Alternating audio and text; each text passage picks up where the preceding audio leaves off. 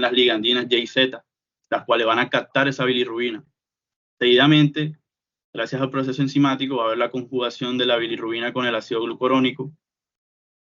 Allí el ácido glucurónico lo que hace es darle hidrosolubilidad a la bilirrubina y que pueda ser excretada por la orina, y que también su conjugación y su buena absorción se pueda dar en el intestino, como vemos acá. La bilirrubina también, gracias a acciones enzimáticas bacterianas en la parte gastrointestinal, se convierte a urobilinógeno y posteriormente a estercobilina, que es lo que posterior va a dar la tinción a las heces. Y este es el proceso normal como tal de la bilirrubina. Ahora, si entramos a la parte de cuáles son los procesos fisiopatológicos que crean la ictericia, tenemos que tener en cuenta que hay una subdivisión. Podemos tenerla en ictericia prehepática, intrahepática y poshepática. Ahora, algo muy importante es que teniendo esta clasificación, nosotros para poder realizar un enfoque, que es lo primordial de la charla, podemos decir sin necesidad, o bueno, podemos tener una presunción sin necesidad de las pruebas, que obviamente tenemos que mandarlas, pero podemos tener una presunción, ya verán de la siguiente forma. Si vemos que la bilirrubina como tal no puede conjugarse, hay una hiperproducción, hay una mala degradación también de la bilirrubina, una mala captación, podemos decir que este paciente está a expensas de la bilirrubina indirecta, ya que no ha podido conjugarse, ya que se le llama bilirrubina indirecta a aquella bilirrubina que no está conjugada al ácido glucurónico. Ahora, cuando hablamos de la bilirrubina conjugada, es aquella que está conjugada al ácido glucurónico, que está unida a este. Ahora, algo muy importante también a mencionar, cuando la bilirrubina se conjuga, hay un isómero que se llama bilirrubina delta, la cual va a estar unida a la albúmina y esa como tal no va a poder ser excretada. Hay que tener en cuenta que esa es la parte fisiológica normal. Ahora, en una parte prehepática vamos a encontrar procesos hemolíticos, eritropoyesis ineficaz, como aquellas anemias megaloblásticas, el síndrome de Klinger-Najar tipo 1 y tipo 2, que como tal no se va a dar la conjugación al ácido glucurónico debido a que hay un déficit en esta enzima, uronil difosfato glicuronil transferasa. Y está también el síndrome de Gilbert, que básicamente no va a estar la captación de la bilirrubina al hígado debido a que las ligandinas Y y Z, como ya lo había mencionado anteriormente, no va a poder hacer ese proceso de captación. Entonces vemos que la bilirrubina, al no estar conjugada, no va a poder ser excretada. Y podemos tener también ideas, también teniendo en cuenta los antecedentes de nuestro paciente, los antecedentes y la clínica de nuestro paciente. Si es un paciente que al realizar de ciertos estudios vemos un déficit también en el hemograma, vemos ciertos tipos de alteraciones, también vemos un paciente con un problema hereditario, ya podemos ir teniendo una presunción diagnóstica. Ahora, cuando hablamos de un problema intrahepático, una ictericia intrahepática, es aquella que, como su mismo nombre lo dice, sucede dentro de los hepatocitos, dentro del hígado, los hepatocitos. Directamente hablamos de problemas de hepatitis viral, de hepatitis por alcohol. Aquí también juega un papel muy importante la parte de la anamnesis. Es muy importante para poder realizar el enfoque, porque pacientes con un déficit en su inmunización, vamos a poder tener una idea de que si son pacientes que no están vacunados contra hepatitis B, etcétera, es una presunción que podemos ir teniendo para tener una idea de qué alteración puede llegar a tener. Ahora, una hepatitis viral,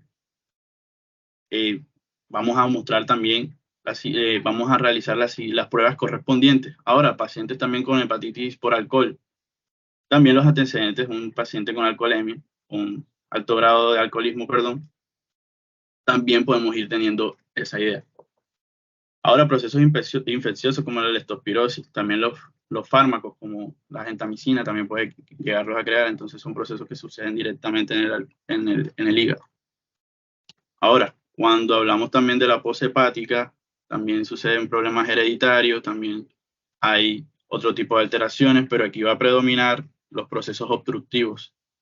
Entonces vamos a tener en cuenta que la bilirrubina sí va a ser conjugada, va a ser captada, pero ya es cuando entra aquí la parte de los procesos obstructivos y la bilirrubina va a poder ser excretada.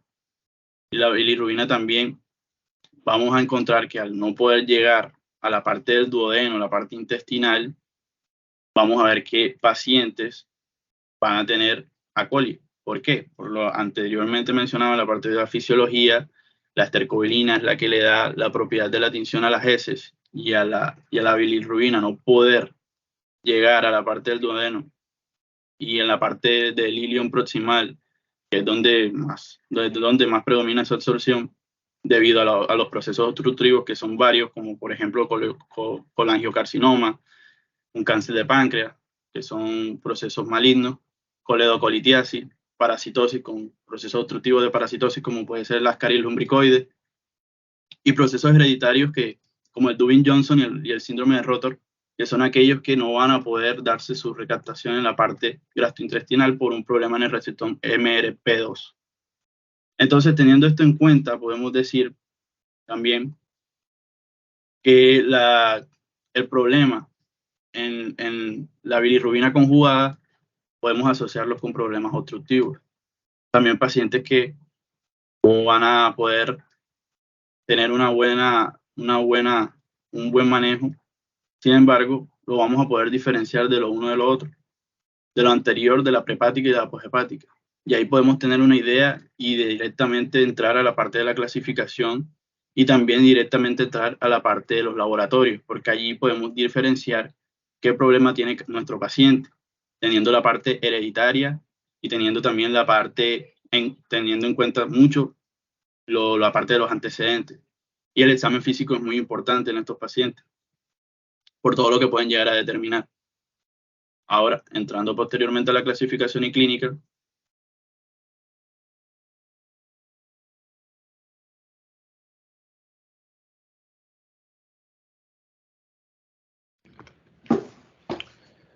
¿se escucha? Sí, se te escucha. Bien, ya para entrar en materia en cuanto a la clínica del paciente, realizaremos un abordaje de este. Aquí lo que tiene que tener el médico es mucha perspicacia, porque la ictericia puede ser causada por múltiples razones que les mencionaré posteriormente. Entonces, en este orden de ideas, tener en cuenta primero lo que vendría siendo la anamnesis y los antecedentes del paciente, si hay un componente hereditario importante. Además de esto, una buena exploración física. Vamos a intentar buscar hepatomegalias, signos abdominales u otros signos conjuntivales de la conjuntiva, coloración amarillenta en las conjuntivas, en las mucosas. Todos estos signos que van a encaminar nuestro diagnóstico. Entonces, el primer paso posterior a esto sería pues solicitar las pruebas sanguíneas correspondientes, la serología, donde va a ser el componente que va a primar la bilirrubina total y la bilirrubina directa, teniendo en cuenta que la bilirrubina indirecta va a ser pues el restante de la total menos la directa. Entonces, ya cuando llegamos a este punto vamos a hacernos ciertas preguntas. La elevación de la bilirrubina se debe a la fracción conjugada o no conjugada. Haciendo un recordatorio de lo que dijo el compañero, la fracción conjugada es cuando ésta se conjuga con el ácido glucurónico pues a nivel hepático, por el sistema de las UDP, gluconeriltransferasa, se conjuga con el ácido glucurónico porque antes de entrar a esta es liposoluble. ¿Qué quiere decir liposoluble? Que no puede, liposoluble, ¿sí? Cuando se hace hidrosoluble, cuando se conjuga con el ácido glucurónico, para que pueda darse una mejor eliminación. Y de esto le hablaré posteriormente de algunas patologías las cuales intervienen en este proceso de conjugación. Entonces, en este orden de idea vamos a seguir preguntándonos, vamos a hacer un conversatorio con nosotros mismos, intentando mirar cuál es la causa que nos está generando la ictericia. Otra pregunta que nos debemos hacer, si la hiperbilirubinemia se va a ir acompañada con alteraciones hepáticas. Ya aquí vamos a enfocarnos ya a lo que corresponde una cirrosis hepática, que si nos tenemos también una alteración en las aminotransferasas, una alteración en la fosfatasa alcalina, que son todas estas enzimas que están involucradas en todos estos conductos biliares y pues el tejido hepático en sí. Otra pregunta que nos vamos a plantear vendría siendo si el trastorno es hepatocelular o colestásico. Colestásico puede hacer referencia pues a la interrupción del flujo que se está dando en todas estas vías biliares, los cuales nos va nos va a significar un flujo retrógrado de una bilirrubina que ya está conjugada porque pasó del hígado. Entonces este va a ser el punto de marcaje. Una bilirrubina que pasa del hígado y una que no pasa del hígado, nombrando a esta conjugada y no conjugada. Y vamos a clasificarlo dentro de las conjugadas ciertas, cuando tengamos una bilirrubina conjugada en nuestras pruebas serológicas, vamos a orillarnos a ciertas patologías, y cuando no tengamos conjugada, en este mismo orden de ideas, vamos a orillarnos a otras patologías. Entonces, otra pregunta que nos debemos plantear, ya si en el caso de que sea colestásico, o sea, en los conductos biliares, viene siendo intrahepático o extrahepático. Pasa, por favor.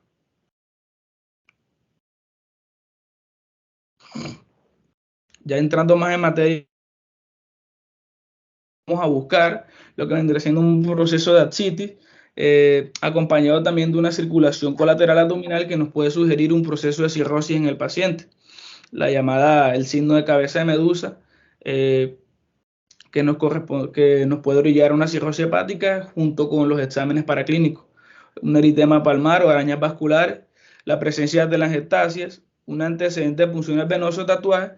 Esto es muy importante en los antecedentes cuando le estemos preguntando a los pacientes en la hora de nuestra revisión, la revisión del paciente, la exploración, la inspección, porque las punciones venosas o los tatuajes tienen el riesgo de ser un componente, un factor de riesgo para enfermedades como hepatitis virales, que pueden ser transmitidas por estos medios.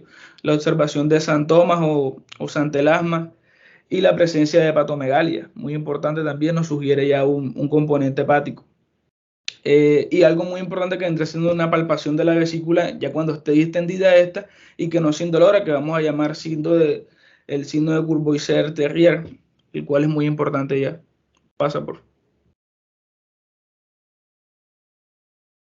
Ya entrando a la clasificación, vamos a clasificarla dentro de 3 parámetros.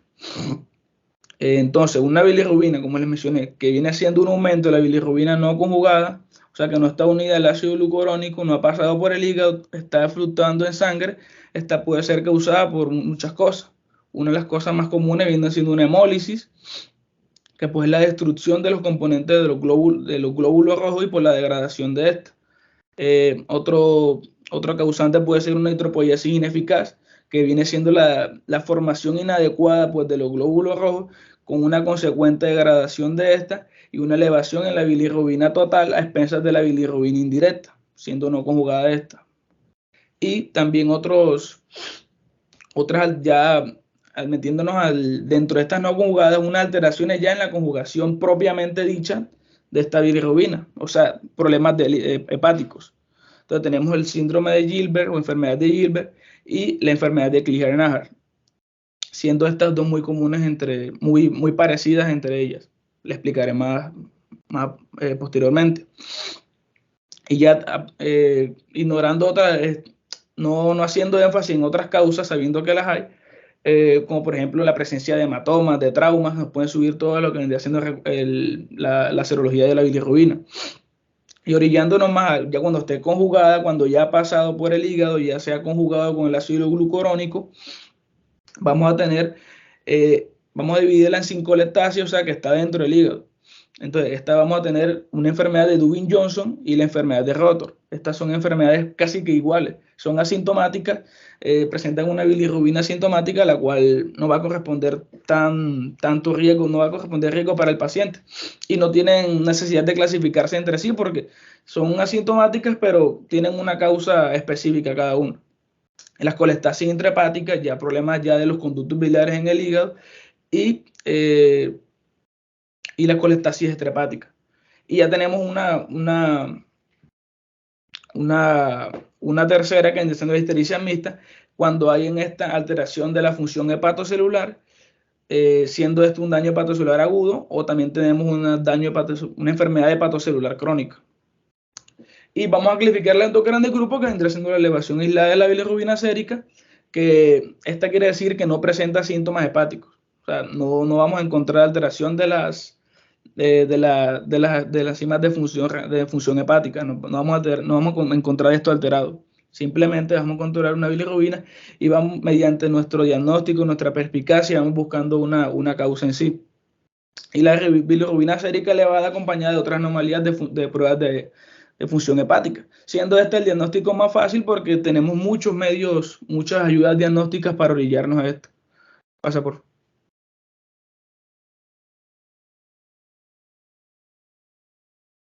Bueno, aquí ya un cuadro que nos esquematiza lo que acabo de decir.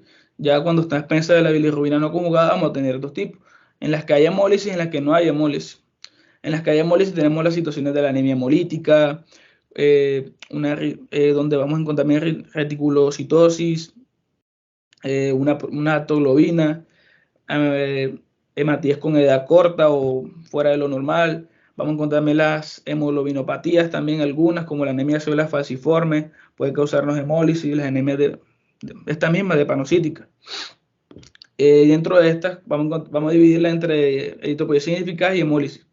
Y las que no tienen hemólisis, vamos a dividirlas en pues, lo que corresponde a bilirrubina elevada y la bilirrubina moderadamente elevada con una prueba de ayuno positiva. Entonces aquí vamos a la Gilbert y el Krüger-Najar. Pasa por. Ahora en las conjugadas, como les mencioné, es mucho más fácil. Vamos a hacer el diagnóstico mediante la ecografía y con esta vamos a determinar si hay colestasis o no hay colestasis. Entonces, las que hay colestasis vamos a definirlas si son intrahepáticas o extrahepáticas. Y en las que no tienen colestasis, ya vamos a orillarnos a otros problemas, como las coproporfirinas, vamos a realizar una biopsia. Y en esta vamos a encontrar la enfermedad de Dubin-Johnson y la enfermedad de Rotor. Paso por. Y ahora las etiologías, las causas que nos puede causar una ictericia, pero ya siendo colestasis intrahepática, las extrahepáticas, y tenemos un grupo también muy importante que viene siendo las ocasionadas por fármacos. Entonces tenemos en este caso que los fármacos pueden alterar la conjugación de la bilirrubina, la captación de la bilirrubina para conjugarla con el ácido glucurónico. Pueden causar a su vez colestasis a nivel hepático.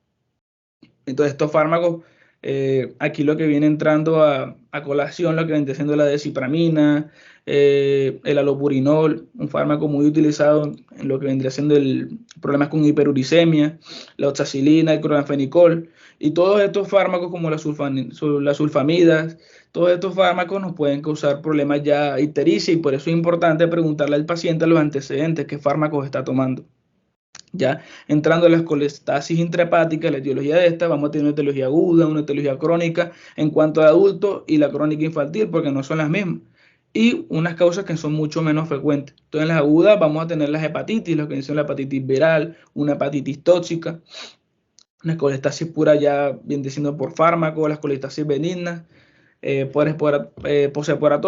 postoperatoria, y las que están asociadas también a infecciones bacterianas. Y en las crónicas del adulto, pues viene siendo cirrosis biliar. Tenemos que estos pacientes bebedores que toman mucho alcohol son candidatos a tener una cirrosis hepática. Entonces también preguntarlo en la historia clínica. Las colangitis esclerosante, el colangiocarcinoma. Y cuando la crónica infantil, vamos a hacer referencia a una atresia biliar, a problemas ya estructurales de los conductos, un déficit de alfa-1 antitripsina, una displasia arteriohepática, la enfermedad de Caroli y la enfermedad de Bailey. Y pues las etiologías extrahepáticas vamos a hacer referencia a lo que vendría siendo las coleocolitiasis, que para mí son las más fáciles de diagnosticar, pues todas las ayudas diagnósticas que tenemos, las extrahepáticas. Tenemos una neoplasia en la cabeza del páncreas, una neoplasia en las vías biliares, lesiones inflamatorias en los conductos biliares, pancreatitis, y pues causa menos frecuente una hemofilia, los parásitos, por ejemplo, una presencia de Ascaris en los conductos biliares, también puede causarnos una ictericia. Un quiste en el colédoco y un divertículo duodenal. Entonces, esto correspondía a grosso modo las principales causas de la ictericia. Pasa por. Y ya lo que vendría siendo el apartado de la hiperbilirrubinemia mixta, tenemos una lesión hepatocelular en las que hay transaminasas mayor a 10 veces del valor normal. En esta lo que vendría siendo una moderada colestasis, y vamos a determinar una hepatitis aguda. ya vendría siendo su etiología tóxica o vírica, según lo que reportan los exámenes. Y una transaminasa 10 veces pues, menor al valor normal, pero con alteración en la formación de proteínas como la albúmina, tenemos la hipoalbuminemia, tenemos menor síntesis de la protrombina, de estos factores de coagulación, los cuales nos van a sugerir una hepatopatía crónica. Ya lleva tiempo ya, y vamos a diagnosticarlo mediante una ecografía. Si no se puede mediante una ecografía, vamos a requerir una biopsia hepática, y a partir de esta vamos a diferenciarla si es una cirrosis o una hepatitis crónica activa. Pasa por. Y pues ya este vendría siendo un algoritmo para la atención del paciente con ictericia. Ya para resumir todo lo que les acabo de decir, tenemos que primero vamos a centrarnos en la anamnesis, que va a estar orillada al consumo de los fármacos y la exposición a otras drogas. La exploración física es muy importante, los signos abdominales, los signos de la piel. Los exámenes de laboratorio, bilirrubina directa, bilirrubina indirecta, aspartato aminotransferasa, alanino aminotransferasa, la fosfatasa alcalina, el tiempo de protrombina y pues los valores de albúmina. Entonces vamos a irnos aquí a dos opciones. Tenemos la elevación aislada de la bilirrubina y un aumento de la bilirrubina y también de la función hepática. Entonces la bilirrubina aislada ya nos vamos a sugerir todo lo que les mencioné anteriormente. Sin pruebas hepáticas alteradas, aquí pueden primar el síndrome de Crigler-Najjar, síndrome de Gilbert, la hemólisis, la eritropoiesis ineficaz, todas estas alteraciones, las cuales simplemente se va a subir la bilirrubina sin alteraciones de las pruebas hepáticas. Entonces en vamos a dividirlas en dos, en cual vamos a tener la hiperbilirrubinemia directa, con bilirrubina directa mayor al 15% de su valor normal. En esta aquí nos vamos a orillar a trastornos hereditarios como el síndrome de Dugin-Johnson y el síndrome de Rotor. Son casi que benignos, se dice que es una ictericia benigna. Y en el otro lado vamos a encontrarnos una hiperbilirrubinemia indirecta que no ha sido conjugado. Entonces aquí vamos a orillar a fármacos como la rifampicina, el probenecid y pues trastornos hereditarios como el síndrome de Gilbert y el Crigler-Najjar. Y otras enfermedades, como les mencioné, hematolíticas y eritropoiesis ineficaz. Y por el otro lado, un aumento de las bilirrubinas con pruebas de función hepáticas alteradas. Vamos a tener aquí un patrón hepatocelular y un patrón colestásico. En el hepatocelular va a haber un aumento del aspartato aminotransferasa, la alanina aminotransferasa, fuera de la proporción de la fosfatasa alcalina. ¿Qué quiere decir esto? Que el daño está en el hígado.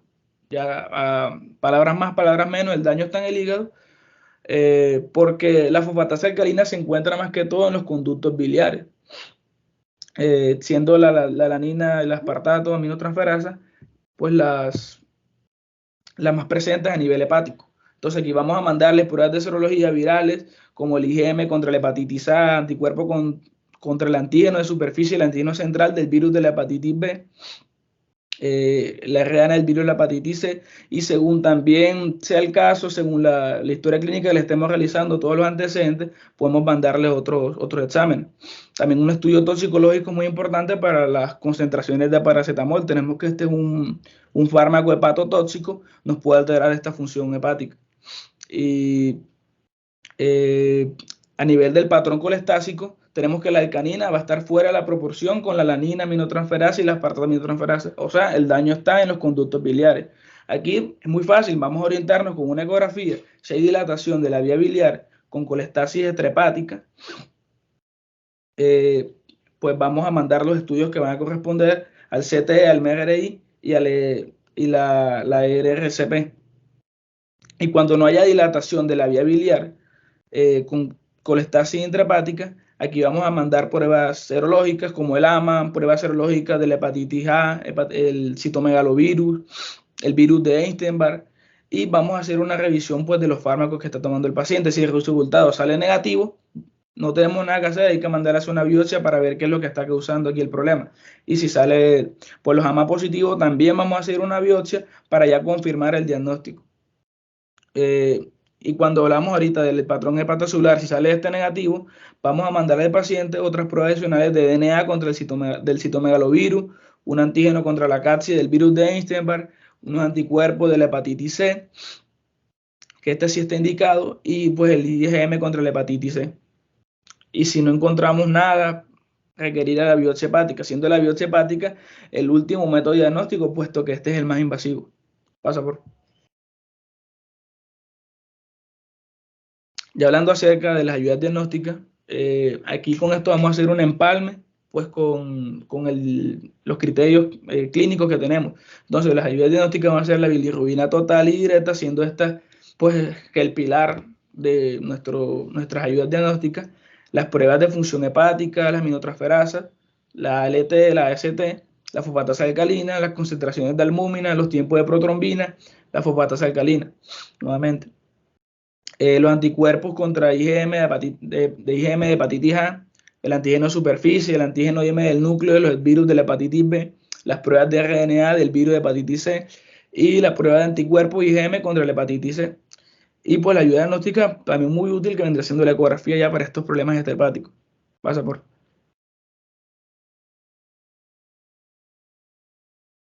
Y ya esto vendría siendo como las más avanzadas y pues para ya prácticamente que confirmar del todo lo que vendría siendo las extrahepáticas, una coledocolitiasis y todas estas enfermedades obstructivas de los conductos biliares. Entonces tenemos un TAT, una tomografía computarizada, tenemos una colangiopancreatografía por resonancia magnética, tenemos la colangiopancreatografía retrógrada endoscópica, que vendría siendo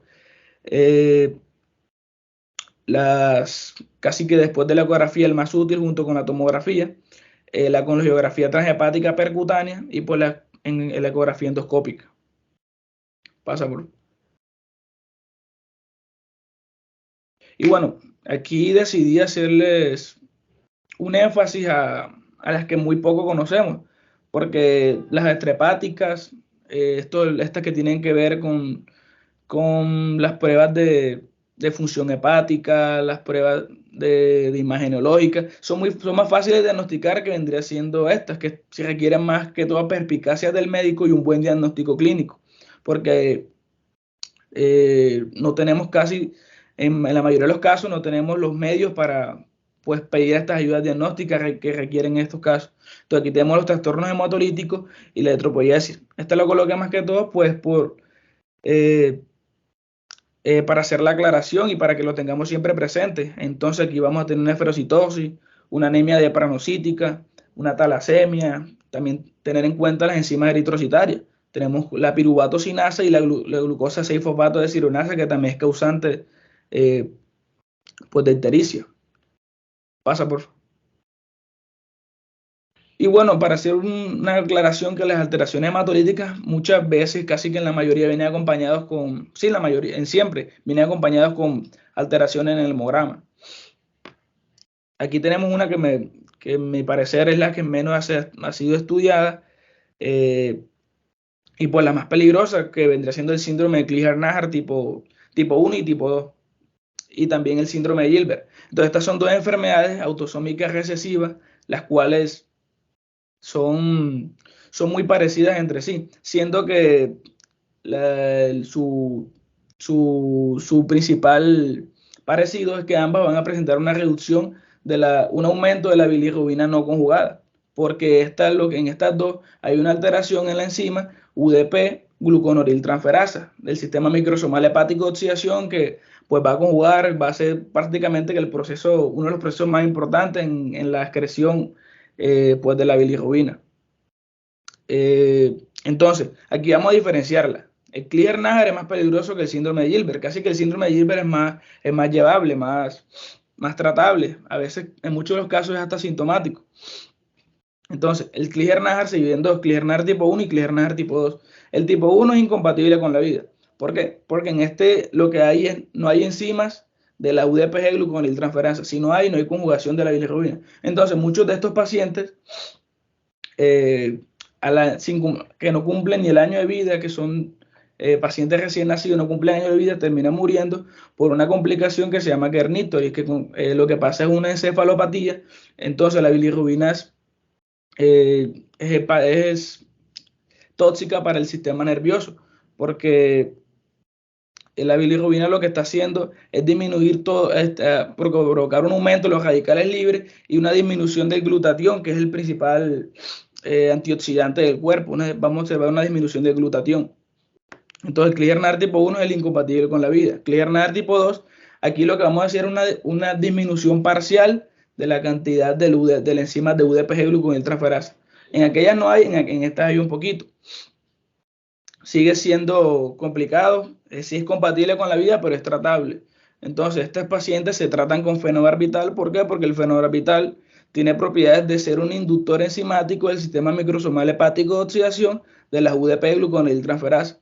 Entonces, lo que estamos haciendo es induciendo a la síntesis y hay una mejor captación pues, de la bilirrubina. Estamos potenciando la acción de estas poquitas enzimas que tenemos para que la bilirrubina se procese, se conjure, se una al ácido glucurónico.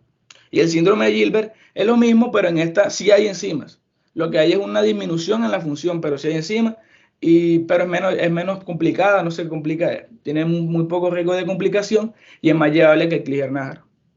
Entonces, vamos a diferenciarle clínicamente con el recuento de bilirrubina. Tenemos que en el síndrome de Clearer vamos a manejar bilirrubinas mayores que van a estar entre los 20 a los 25 o hasta más miligramos por 100 mililitros, por 100 mililitros. Y en la hiperbilirrubinemia expensa de síndrome de Gilbert vamos a tener que va a estar oscilando entre 2 a 6 miligramos por 100 miligramos de decilitro. Pasa, por favor. Otro síndrome muy importante es el síndrome de Ewing-Johnson y síndrome de Rotor. Estos dos síndromes, uno es causado por una mutación en el gen que codifica la MRP2 y el otro es una mutación o una deficiencia más bien en los principales genes de captación de fármaco hepático que va a ser el OATP 1B1 y el 1B3. Entonces, esto es innecesario diferenciarlas entre sí porque son asintomáticas y son muy parecidas, son prácticamente lo mismo, sino que tienen causas diferentes. Es una ictericia asintomática muy poco conocida, muy poco conocida, no le prestamos tanta atención, más bien porque sí es muy conocida, entonces para tener en cuenta. Pasa, por favor.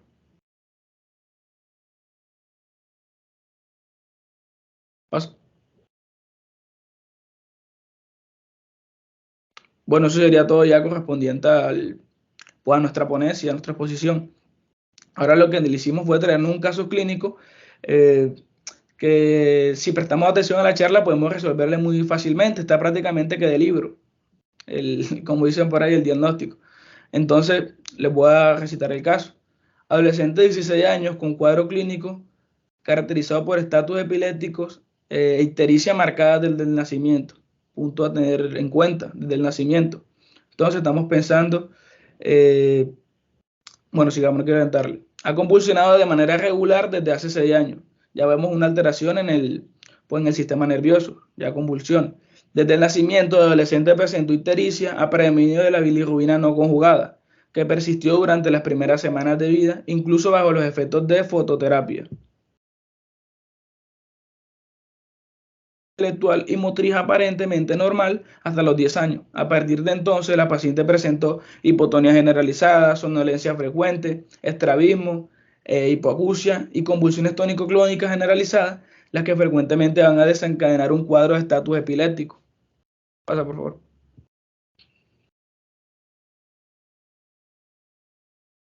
Con el pasar de los meses, se instauró en la paciente un cuadro compatible con la parálisis cerebral, con bradilalia, cuadriparesia, hipotonía,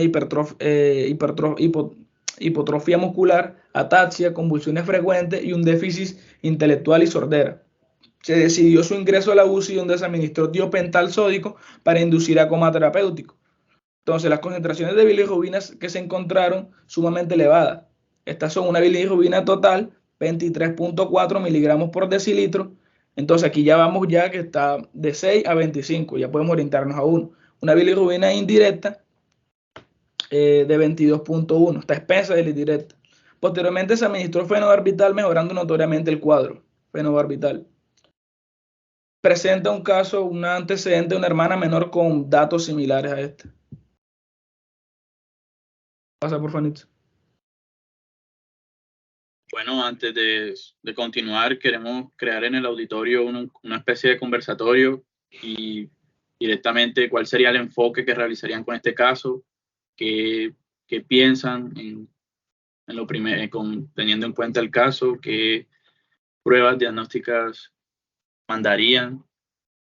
Eh, los escuchamos a todos los que quieran participar.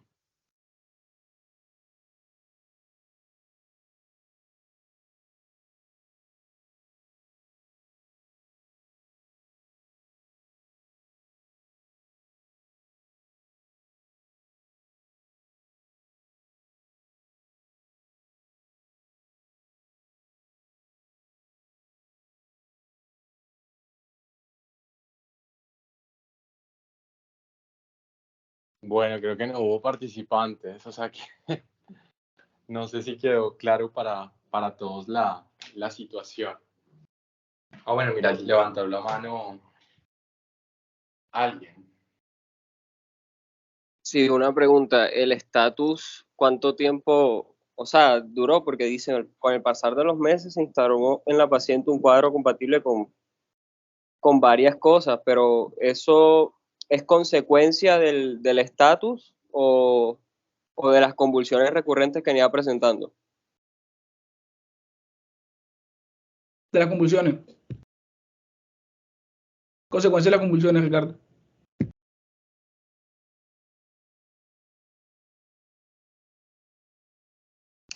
Bueno, si quieren, antes del análisis del caso clínico, vamos a hablar un poco de la charla, ¿les parece? Bueno, Nixon y Edwin, felicitaciones de antemano. Hicieron una muy buena revisión acerca de ictericia. Ictericia, sin duda alguna, es uno de los síntomas y signos más frecuentes que ustedes van a poder observar en los servicios de urgencias y que muchas veces puede estar asociado a otros síntomas. Puede estar asociado a dolor abdominal, puede estar asociado a disnea, puede estar asociado a síntomas constitucionales, puede estar asociado a palpitaciones, puede estar asociado a cefalea o a un proceso infeccioso. Y es justamente lo que hace pensar que tiene un gran espectro de etiologías. Y por esa razón, cuando uno valora a un paciente con ictericia, siempre es tener de importancia y conocer todo lo que sus compañeros explicaron, que va desde la fisiología a la fisiopatología y posteriormente a la identificación paraclínica de las bilirrubinas. Y de acuerdo a esa caracterización, junto con la anamnesis clara, que ya uno debe de tener, va a poder permitir evaluar cuál es la probable patología que el paciente tiene en curso y está explicando la ictericia que presenta. Entonces, siempre es importante tener en cuenta, vuelvo a repetirlo, la fisiología para poder entender toda la situación. Pero teniendo en cuenta eso, hay que partir del hecho de que cuando nosotros hacemos una evaluación del nivel de bilirrubinas en un paciente y poder enfocar el caso, siempre es importante determinar si estamos frente a una hiperbilirubinemia directa o conjugada y una hiperbilirubinemia indirecta o no conjugada. Todo eso nos va a poder permitir establecer etiologías diferenciales y orientarlos al diagnóstico. Entonces, creo que fue algo que no escuché, pero Edwin, ¿cuándo tú consideras, de acuerdo al porcentaje de bilirrubinas, que estás frente a una hiperbilirubinemia directa? ¿O estás frente a una hiperbilirubinemia mixta? ¿O estás frente a una hiperbilirubinemia pura? ¿Cómo lo haces? Cuando dice pura, ¿qué se hace referencia, doctor? Solamente directa, o solamente indirecta, discúlpame. Bueno, es que aquí los porcentajes son muy desproporcionales, porque la bilirrubina expensa de la indirecta, los valores son casi que muy altos. Tenemos, por ejemplo, el síndrome de Klinger-Naja. No, te entiendo, pero mi pregunta va más allá de que tú establezcas el nivel de bilirrubinas. Mi pregunta está, cuando a ti te entregan un reporte de un paraclínico en el cual tú solicitaste y son bilirrubinas porque viste al paciente ictérico, o lo solicitaste porque crees que es una posible elevación de las bilirrubinas, o en el estudio, por ejemplo, de una infección, las pediste para evaluar si el paciente tenía sepsis o no, y encontraste que te entregan el reporte. Entonces el reporte te van a decir bilirrubina total, tanto, bilirrubina directa, tanto, bilirrubina indirecta, tanto. Entonces de ese porcentaje de bilirrubina total, ¿cuánto tiene que ser cada valor? Y de acuerdo a eso, ¿cuándo tú considerarías que estás frente a una hiperbilirubinemia directa, a una hiperbilirubinemia mixta o a una hiperbilirubinemia indirecta pura? ¿Cuándo? Bueno, aquí hay que hacer una relación de acuerdo a los resultados. ¿Cuánto? Tenemos la bilirrubina total, habría que restarle pues el valor de la bilirrubina si le hacemos en este caso los datos de bilirrubina, por ejemplo, directa. Si por ejemplo tenemos una bilirrubina en 20 y la bilirrubina total está en 3 o en 1, está en 1, en 0.6, ya le restamos eso y prácticamente que el resultado vendría siendo la bilirrubina indirecta. Entonces ya estamos frente a un caso de bilirrubina indirecta. ¿Y cómo así, estás frente a un caso de bilirrubina directa, entonces? haciendo lo mismo, si tenemos, por ejemplo, el total, que vendría siendo, en el mismo ejemplo, 20, y tenemos una bilirrubina directa perdón, 20 no, ya es mucho. Tenemos un total de 3, y la bilirrubina de 5, perdón, y la bilirrubina total es 5, y la bilirrubina directa vendría siendo 4 o 4.5, ya le restamos eso y el total de la bilirrubina indirecta es 0. Está dentro de los parámetros normales. Entonces, bueno, eso es una respuesta errónea, ¿vale? Nelson, ¿qué leíste tú?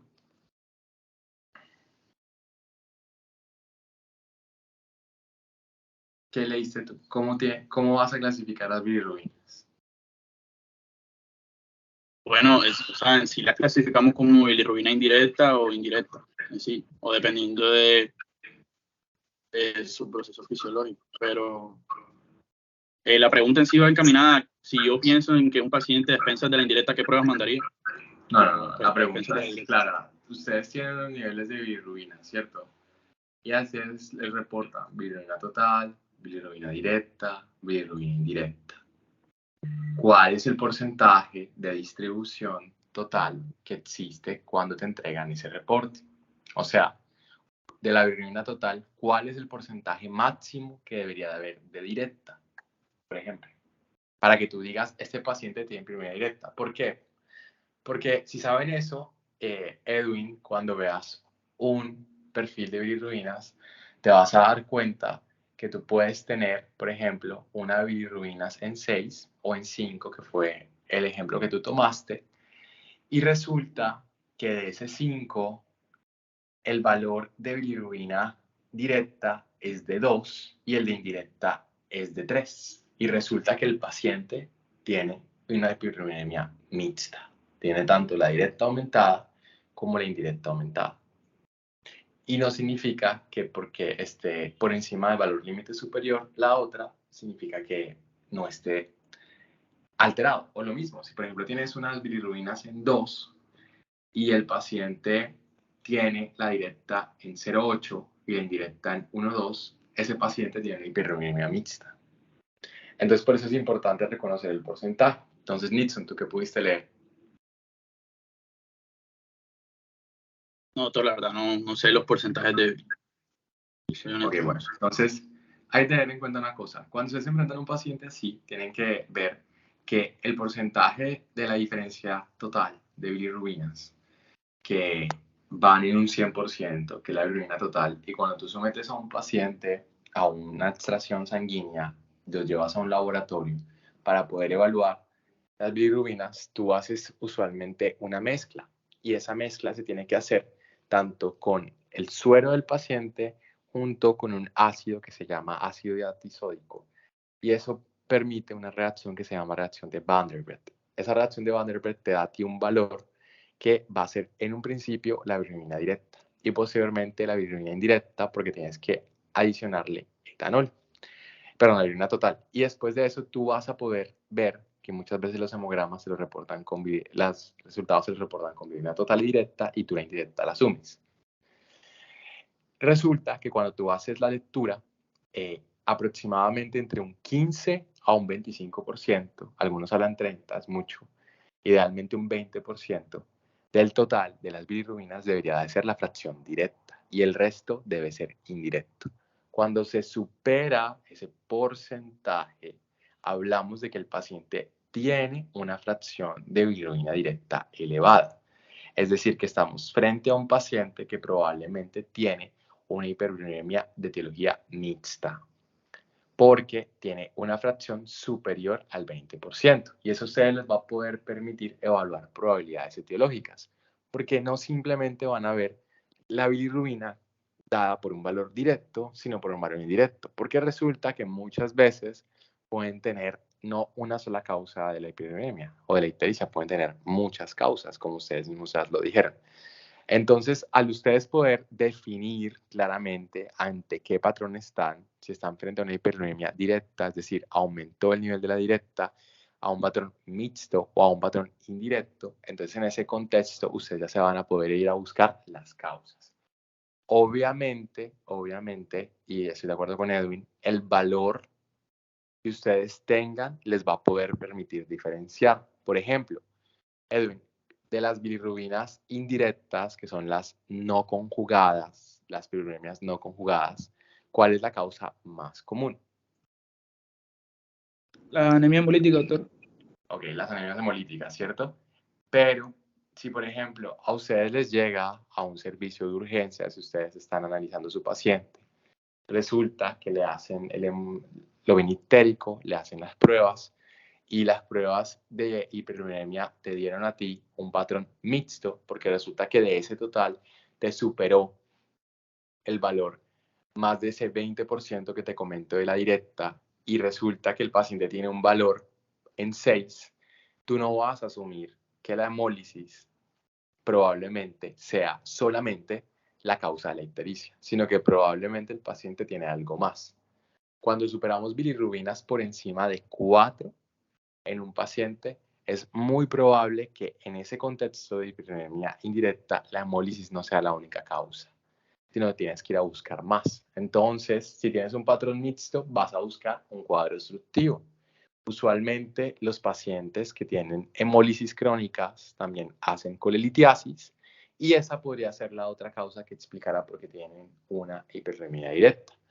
O tal vez puedes estar frente a un paciente que hizo una hemólisis, por ejemplo, como el caso que tú estás trayendo, una persona joven de 16 años que le dio gripa o que le dio una enfermedad del beso, y a los días hizo una hemólisis, que se llama una hemólisis de Dannet-Landestan, o una hemólisis bifásica o paroxística o hemoglobina paroxística nocturna.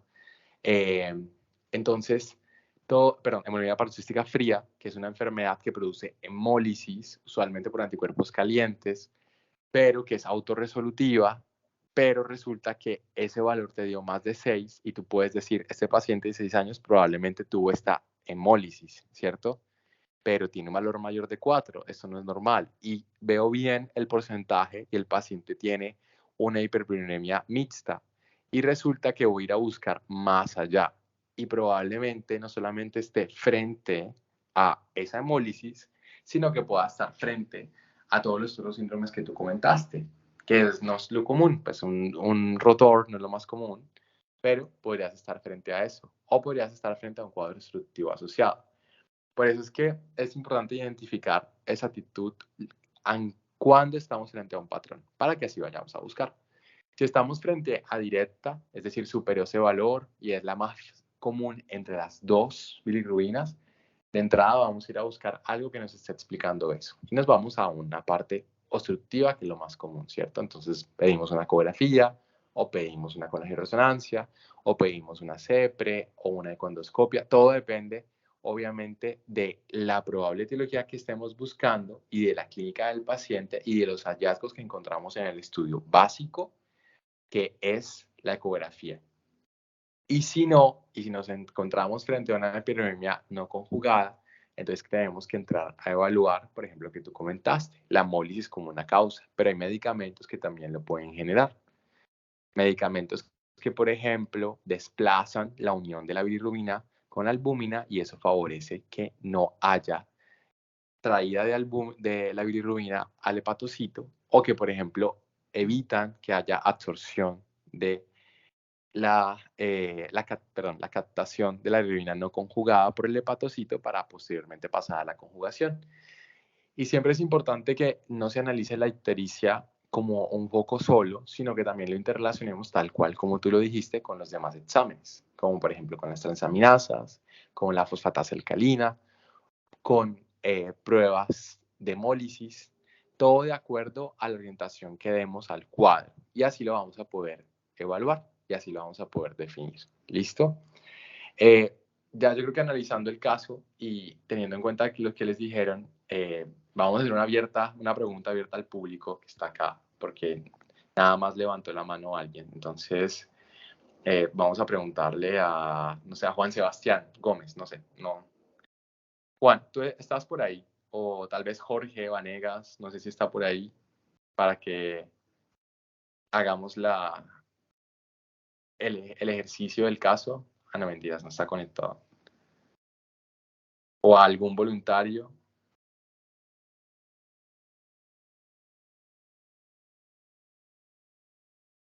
Yo, doctor. Yo. ¿Quién levantó la mano? Omar, buenas. Omar. Hola, Hola, Omar. ¿cómo estás? Bueno, listo, Omar. Bueno, entonces, tienes este paciente que tus compañeros Nixon y Edwin te trajeron, ¿cierto? Sí, te están diciendo que es un paciente que primero tiene menos de 18 años de edad, es decir, es de pediatría, pero bueno, lo vamos a ver en medicina interna en algunas clínicas.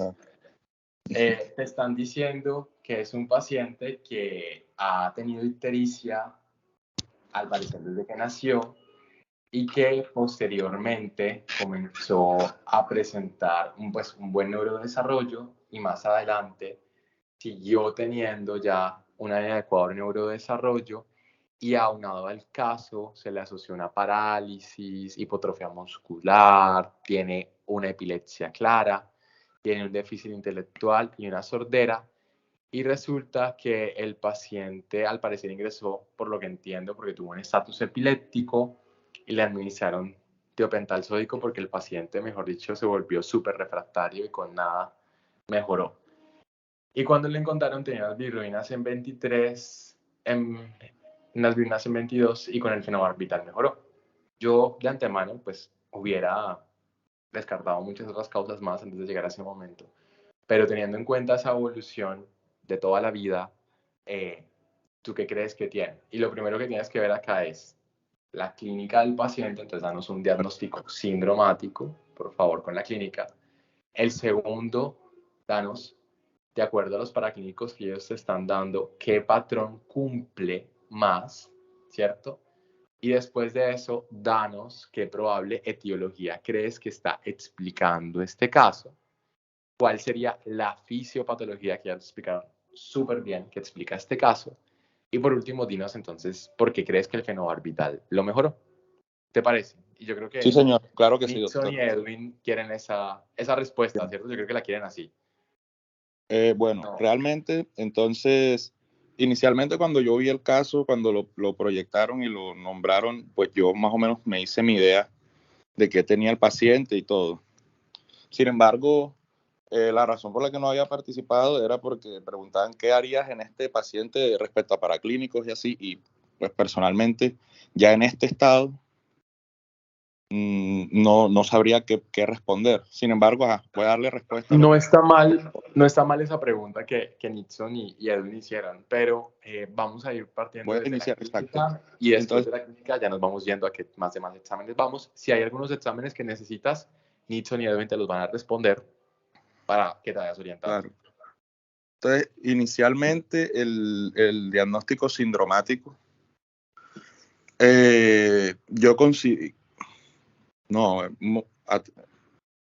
que pasaron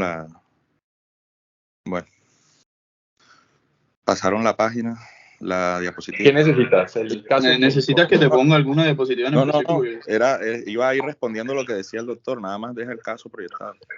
Ah, bueno, bien. Ajá. Bueno, inicialmente, o bueno, mejor pienso que es decir primero el patrón de las bilirrubinas. Primero, pues teniendo en cuenta que tiene 23,4 de total y 22,1 de indirecta, pues el patrón es a expensas de la hemoglobina, de la bilirrubina indirecta. Eso primero que todo. También teniendo en cuenta que la clínica del paciente y todos los antecedentes que tiene, y que claramente es una patología que viene con él desde su nacimiento y que es crónica, porque aún a los 16 años sigue manifestándose. Yo considero que el paciente tiene que tener algún tipo de defecto congénito de los que ellos nombraron, que ya voy a decir cuál es el que yo considero. Vale, Entonces, perfecto, pero respecto a la vamos clínica, a aterrizar el paciente antes de que Sí. llegues a eso. Y es Entonces, que tú de entrada nunca vas a el pensar que estás frente a un Dwayne Johnson o un Guillermo Nayar. claro, yo Nunca lo vas a pienso, pensar. Eso es algo que muy probablemente vas a llegar a casi excluir. Y vas a llegar allá después de que excluiste un montón de cosas. Entonces, según la clínica que estás dando, ¿qué piensas? ¿Cuál es tu primer diagnóstico sindromático? que el paciente tiene una encefalopatía por bilirrubinémica, ya crónica, por las manifestaciones clínicas, o sea, todas las manifestaciones neurológicas que tiene. Ok, una pregunta, Nixon y Edwin. Cuando les llegó el paciente a urgencias por última vez, ¿les llegó fue porque tenía ictericia o era porque estaba convulsionando con su estatus o cómo fue el cuento? ¿O llegó por las dos cosas? Doctor, ya aquí, como dice acá el último párrafo, esto fue lo último ya cuando llega el paciente, sino que aquí mostramos en el caso toda la evolución desde que nace hasta acá que ingresa a UCI con estos valores. Perfecto. Bueno, entonces, tu primer diagnóstico sindromático va a ser una encefalopatía. Ok. Y también el síndrome ictérico también. Bueno, Si tiene ictericia. Si siempre ha tenido en consecuencia el hecho de que la paciente sí tiene una epilepsia, pues al parecer clara, ¿no? Y ahorita cursó con un estatus epiléptico y que sí, probablemente está relacionado a una encefalopatía. Al parecer el cuadro que siempre ha predominado desde el principio ha sido la ictericia de la paciente, ¿cierto? Y yo creo que por esa ictericia fue que llegaron al diagnóstico. Entonces, teniendo en cuenta eso, pues el primer diagnóstico debería ser un síndrome ictérico. Claro. El segundo diagnóstico relacionado o sindromático que tú podrías decir, sí, puede ser una encefalopatía o puede ser un síndrome epiléptico, más bien, porque el paciente aún no sabemos la etiología de su epilepsia. Y eso obviamente le está favoreciendo pues ya un retraso en el neurodesarrollo. Listo. Entonces, después de que ya hiciste ese diagnóstico sindromático, nos dices que el predominio de bilirrubinas es indirecta, ¿cierto? Sí, señor. De ese porcentaje, el patrón es mixto, el patrón es de indirecto puro, el patrón es directo. Según lo que te dije, el 20% de la directa no debería superar el total. Indirecto puro.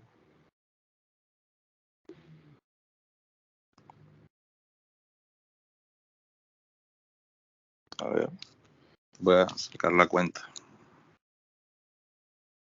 Listo, indirecto puro, perfecto. Bueno, y después de eso, entonces, ¿qué diagnóstico etiológico crees que nos puedes dar? Teniendo en cuenta pues ya toda la evolución desde que era una niña, ¿no?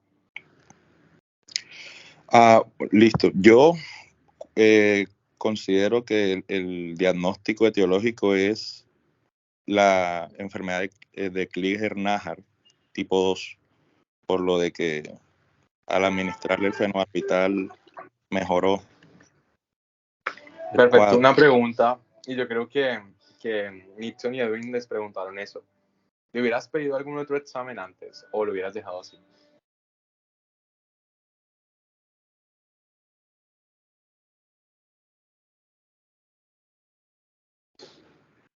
Bueno, realmente, doctor, o sea,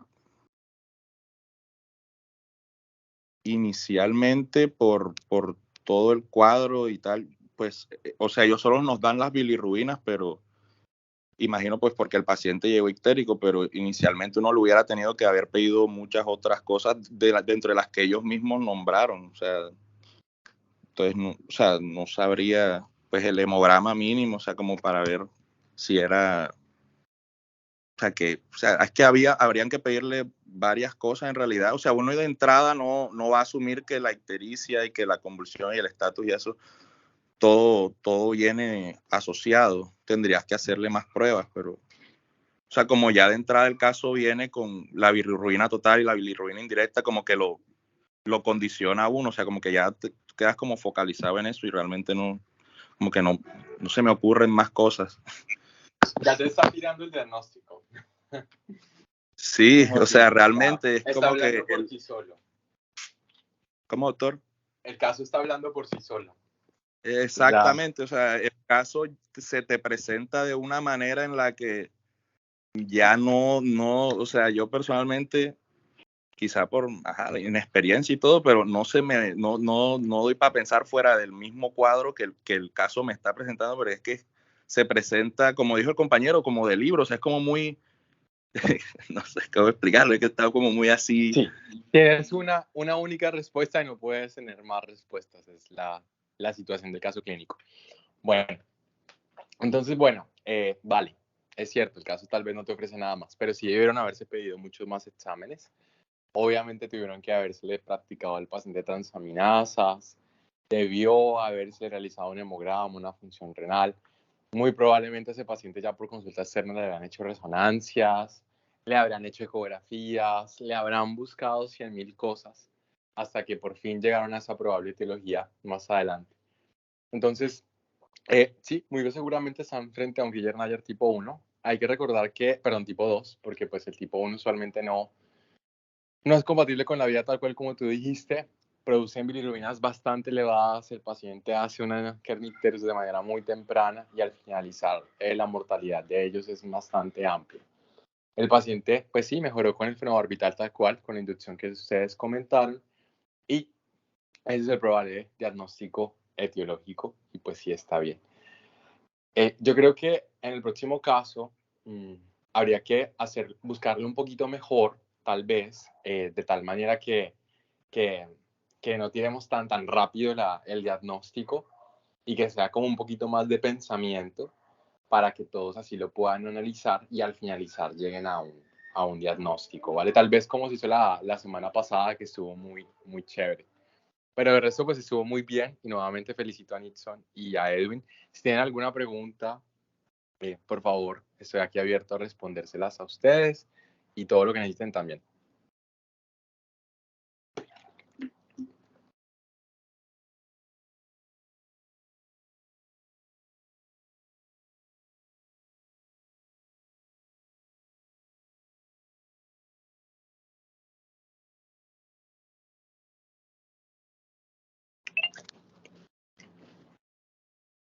Edwin, ¿estás por ahí? Sí, doctor, claro.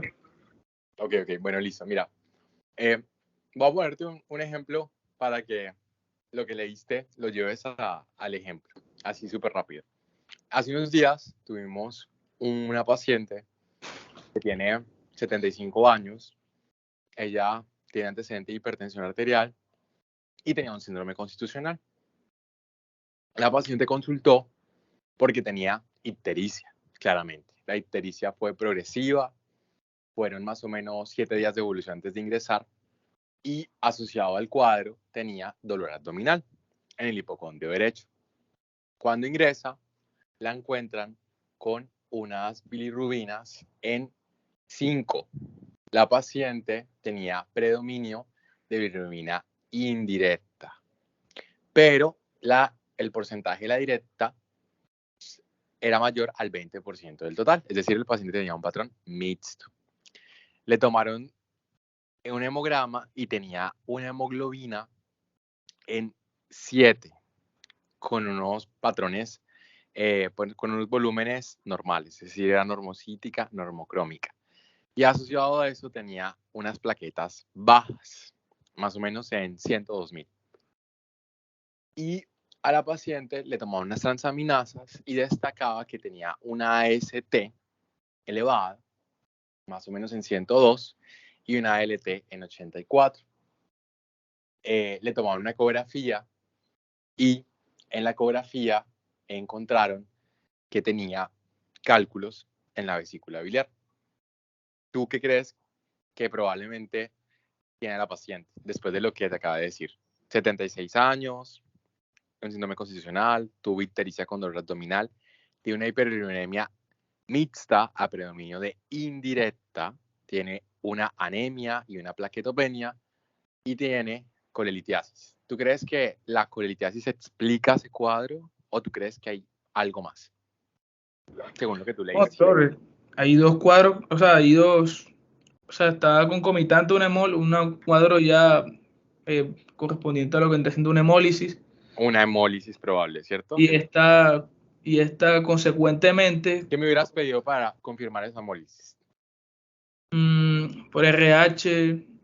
¿Cómo RH? Sí. ¿LDH o RH? No, Edwin. O sea, ¿qué le hubieras pedido para confirmar que está haciendo hemólisis? Ok, sí, antígeno RH. No. Doctor, como usted comentaba, la lactato deshidrogenasa, aunque no es necesariamente específica, no es específica de hecho, pero nosotros viendo el cuadro de hemólisis, viendo el cuadro clínico, la asociamos y pues nos sirve. Entonces, le pedimos una LDH. También en el hemograma los reticulocitos son importantes. Okay. ¿Qué más le pedirían? Ese tema lo revisamos la semana pasada, ¿se acuerdan? Respecto a si es hemolítica, el extendido de sangre periférica también. Perfecto. Escuchemos a Juan Pablo que levantó la mano, por favor. Los biomarcadores que pueden elevarse son la LDH, aptoglobina, extendido de sangre donde podemos evidenciar esquistocitos y la bilirrubina indirecta. Ok, perfecto. Bueno, todos tienen razón, pero una cosa es que la aptoglobina, Juan Pablo, no se eleva, se consume. De hecho, se agota. Obviamente puede salir normal o disminuida o puede salir completamente ausente, porque hay dos tipos de hemólisis, una hemólisis intravascular y una hemólisis extravascular, ¿vale? Pero de resto, claramente, todo lo que ustedes dijeron. Entonces les voy a dar los resultados de los exámenes. La aptoglobina de la paciente estaba normal. Tenía una LDH en 350, es decir, estaba elevada.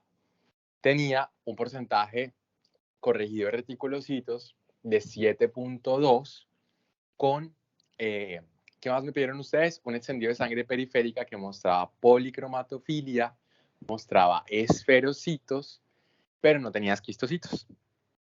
Y, ¿qué más fue lo otro que me pidieron? Y ya, les dije que tenía una AST más elevada que la LT.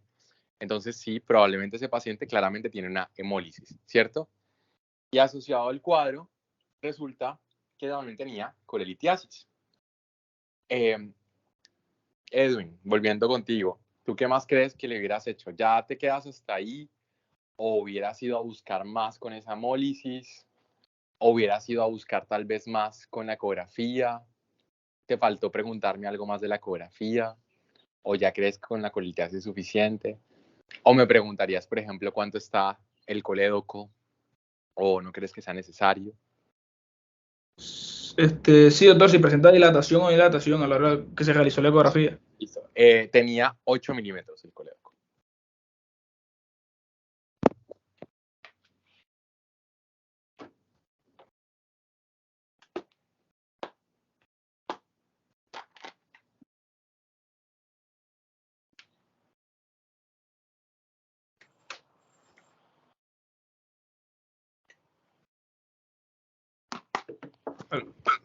Es decir, que está dilatado, ¿cierto? Sí, sí. Está grande. Entonces, ¿en qué semestre vas, perdón? Yo, 10º. Bueno, tú ya estás dando cirugía. Es decir, que estaba dilatado, ¿cierto? Sí. Perfecto. ¿Le habías pedido algo más? Pues sí, le pedí otro examen. ¿Cuál? El CEPRE, le puedo ver un CEPRE. Una CEPRE. Bueno, ya aquí me estoy metiendo como con algo de cirugía, pero es para interrelacionar las cosas. ¿Estás de acuerdo con pedirle una CEPRE o le hubieras pedido mejor una colangioresonancia? Sí, primero la colangioresonancia y con base a eso ya si muestra o no resultados positivos, pues CEPRE, porque también dice que los cálculos pues estaban usted vuelve que los cálculos estaban en la vesícula, ¿no? Exacto, no habían cálculos en la Sí, ecografía que dijeran que primero estaba la en la vía biliar. colangioresonancia, sí, primero la colangioresonancia y después ya de última ya la CEPRE si dudamos, tenemos otras dudas. Ok, ese paciente y a los otros compañeros que están, bueno, Blanca levantó la mano, si están en cirugía, ese paciente tiene un alto riesgo de coledocolitiasis, moderado riesgo de coledocolitiasis, bajo riesgo de coledocolitiasis. Blanca, te escuchamos, qué pena que levantaste la mano. Doctor, bueno, yo no estoy en cirugía, pero por lo que he podido entender de la presentación y de las charlas, creería que pues hay una obstrucción en el colédoco y pues con el poco conocimiento que voy, obviamente el tratamiento allí sería quirúrgico, es el indicado. Ok, no está mal lo que dices. Vamos a escuchar a tus compañeros que están en cirugía. Creo que Omar está en cirugía. Nixon creo que también está en cirugía. Para que por favor entonces nos digan si están diciendo que eso es un alto riesgo de coledocolitiasis, bajo o moderado riesgo de coledocolitiasis. A ver, sí, colangio o CEPRE de una vez. Omar, te escuchamos, te tocó a ti.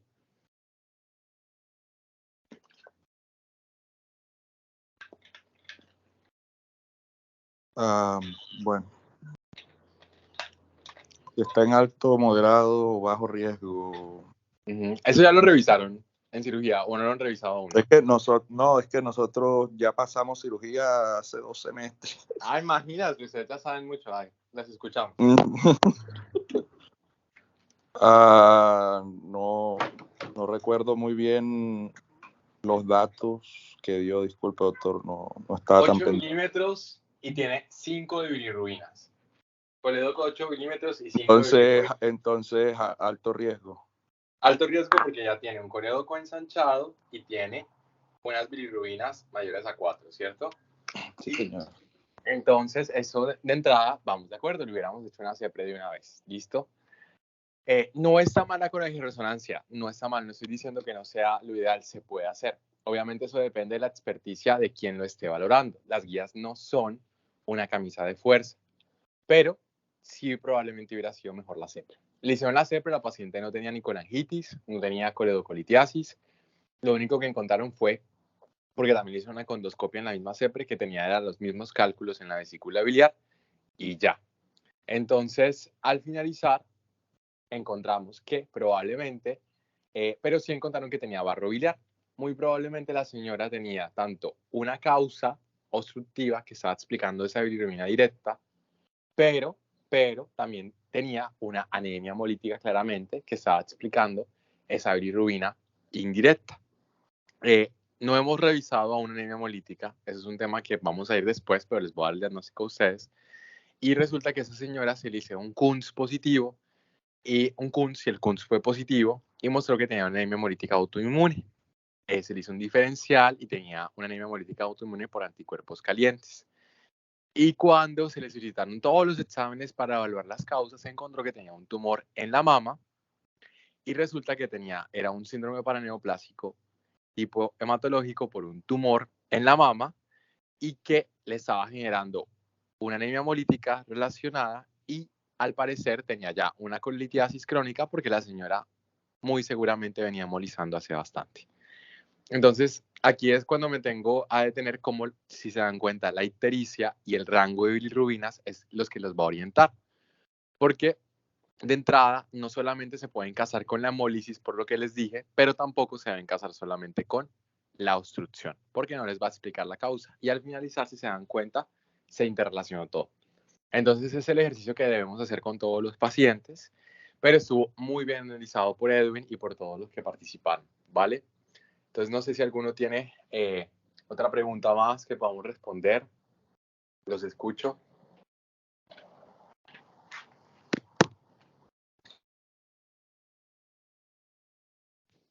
Doctor, entonces el diagnóstico fue cáncer en la mama. El diagnóstico fue claramente que la paciente tenía un síndrome ictérico, porque lo vamos a hacer así, sindromático, síndrome ictérico, ¿cierto? Que fue de etiología multifactorial.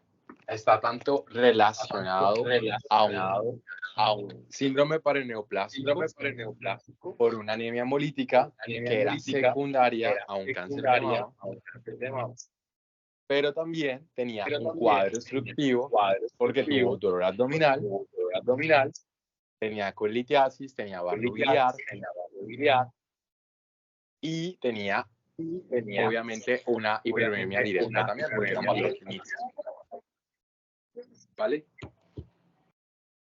Entonces, este es un ejemplo de por qué te das cuenta que una ictericia puede ser explicada no solamente por una causa, sino por dos.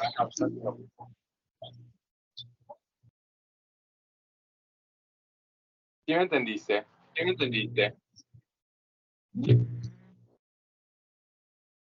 Sí, doctor, gracias. Dale, perfecto. Bueno, no sé si alguno más tiene otra pregunta o ya acabamos acá. Lo que ustedes quieran, estoy pendiente.